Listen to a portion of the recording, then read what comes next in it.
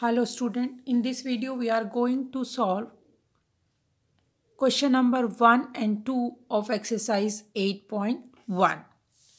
Question number 1. The angle of a quadrilateral are in the ratio of 3:5:9:13.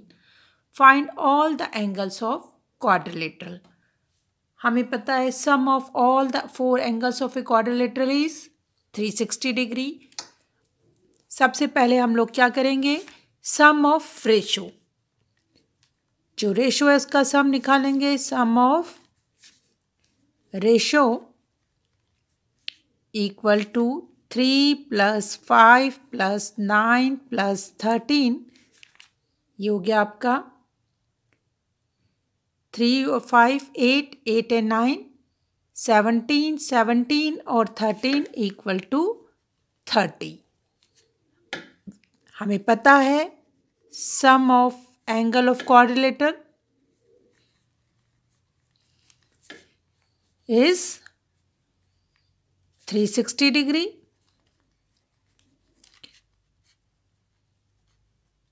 तो हम निकालेंगे. सबसे पहले हमें ये पता है अब first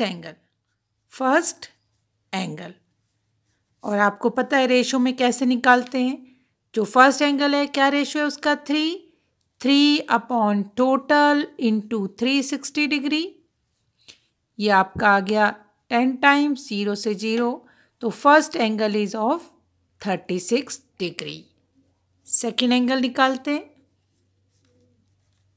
second is 5 upon total, जो सम था total, into 360 degree.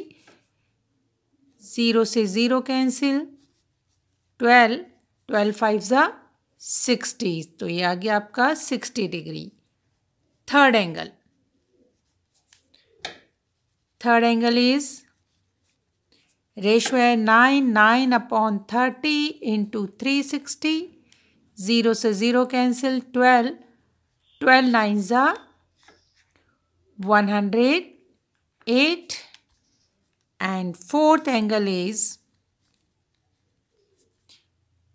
13 upon 30 into 360. 0 से 0 कैंसिल. 12 3 36. 12 1 12 और 3 156 डिग्री. तो ये एंगल आ गए आपके चारों 36 degree, 60 degree, 108 degree and 156 degree. और यदि आप इसका सम करोगे तो ये कितना आया, इक्वल टू 360 डिग्री. ओके.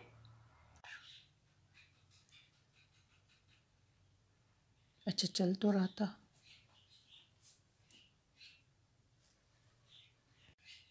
हमें क्या ध्यान रखना है कि जो भी ट्राइंगल ले उनका बेस सेम रखें.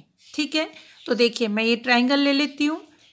ABC ये वाला बेस और DCB ये बेस जो है BC बेस दोनों में कॉमन है. तो मैं लिख लेती हूँ in triangle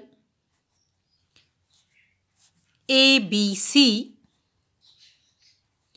and triangle DCB.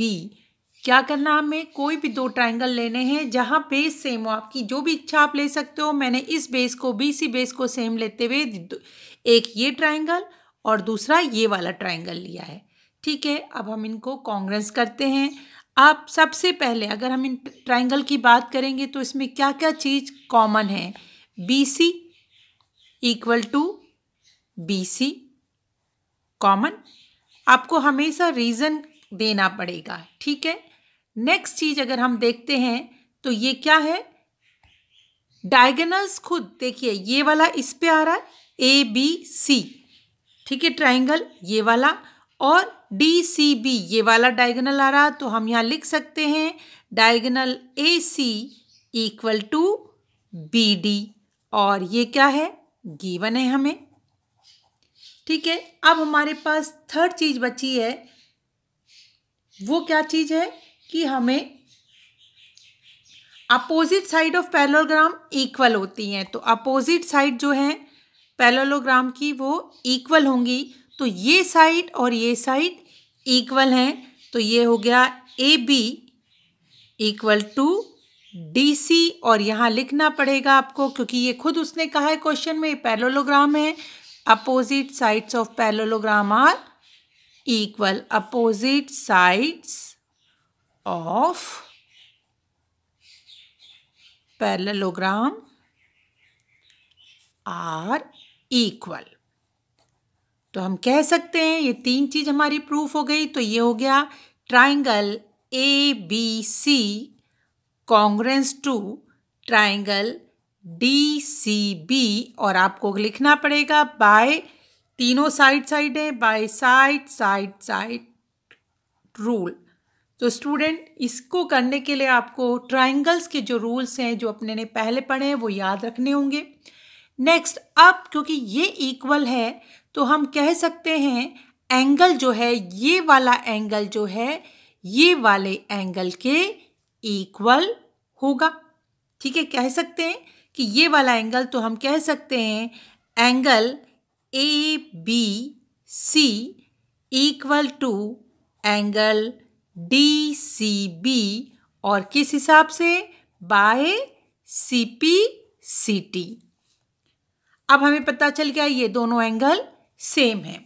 अब थोड़ी देर के लिए इसको डायगोनल्स को भूल जाइए और यहाँ देखिए ये दो पैरेलल लाइन है, ये और ये BC and CD, AD are parallel line, और CD जो है हम ये मान लेते हैं कि ये क्या कर रही है, इसको इस तरीके से यहाँ से गुजर रही है, ये इस तरीके से जा रही है।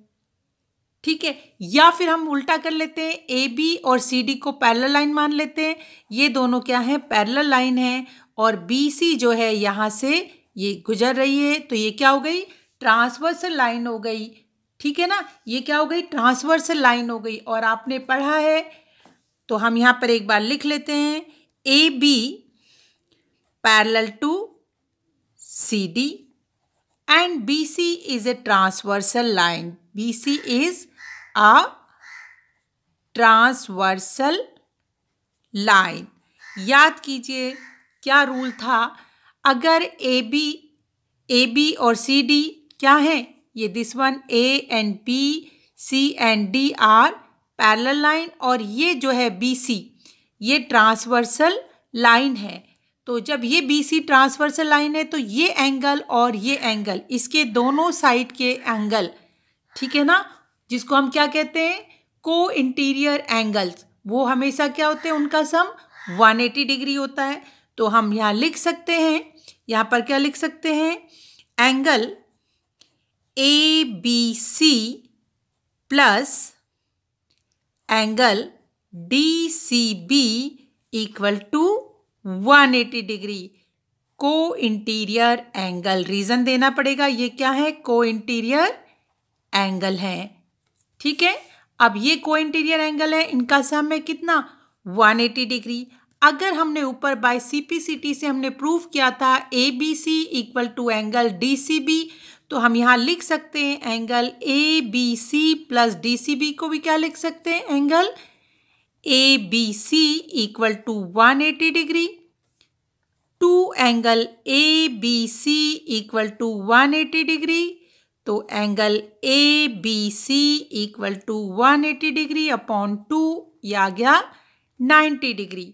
Angle ABC is 90 degree, therefore क्योंकि DCB भी इसके इक्वल है, angle DCB is also 90 degree, ये भी 90 डिग्री रहेगा। अब जब ये एंगल 90 डिग्री है, वैसे तो एक से ही हो जाता है, तो ये एंगल भी 90 डिग्री है और पैरेललोग्राम है, ये इतना तो कंफर्म है, और पैरेललोग्राम है, और उसकी क्या शर्त होती है, opposite angle are equal. It means ये भी 90 डिग्री होगा, ये भी 90 डिग्री होगा। और जब क्या है, सारे एंगल 90 डिग्री होते हैं और अपोजिट साइड्स पैरेलल होती है, तो वो क्या होता है, रेक्टेंगल होता है। तो हम यहाँ लिख सकते हैं, thus ABCD is a rectangle. ABCD is a rectangle. यही शर्त है रेक्टेंगल की कि सारे एंगल 90 डिग्री होने चाहिए। पैरेललोग्राम पैरेलल तो होती है अपोजिट साइड पैरेललोग्राम की भी, लेकिन वो कब रेक्टेंगल होगा, जब उसके सारे एंगल 90 डिग्री होंगे। तो student, do this questions in your notebook. Have a nice day, good bye.